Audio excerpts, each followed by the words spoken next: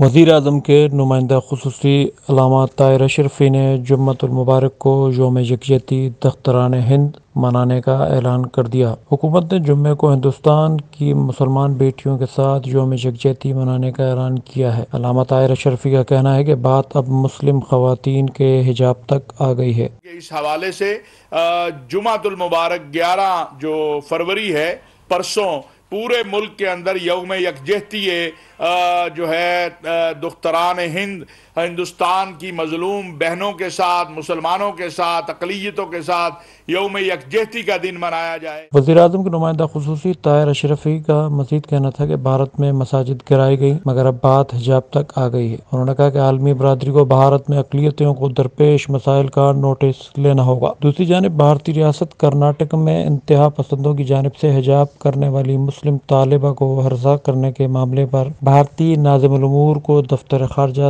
طلب کر کے واقعے پر پاکستان کے تحفظات سے آگاہ کیا گیا۔ ترجمہ: دفتر خارجہ کا کہنا ہے کہ بھارت میں مذہبی انتہا پسندی قابل مذمت اور تشویشناک ہے۔ بھارتی حکومت خواتین کو ہراساں کرنے والوں کے خلاف کارروائی کرے۔ بھارتی ریاست کرناٹک میں حجاب پر پابندی کے خلاف مظاہرے شروع ہونے پر ریاست کے وزیر اعلیٰ نے اسکول اور کالج 3 دن کے لیے بند کرنے کا اعلان کر دیا ہے۔ یہ پروٹیسٹ کرنا اتنا ضروری ہے کیونکہ یہ بات ہمارے قوم کی لڑکیوں کے اوپر آئی ہے۔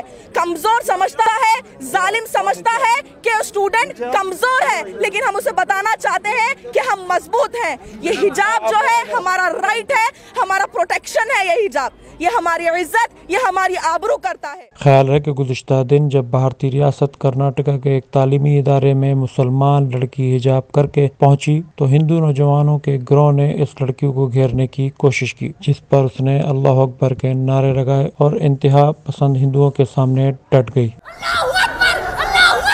ایک ٹی وی چینل کو انٹرویو میں ہندو انتہا پسندوں کی جانب سے ہراسانی کا نشانہ بننے والی مسلمان طالبہ مسکان خان کا کہنا تھا کہ حجاب ہماری شناخت کا حصہ ہے، ہم حجاب کے لیے احتجاج جاری رکھیں گے۔ اختر نواز، BBC سٹی نیوز، کراچی۔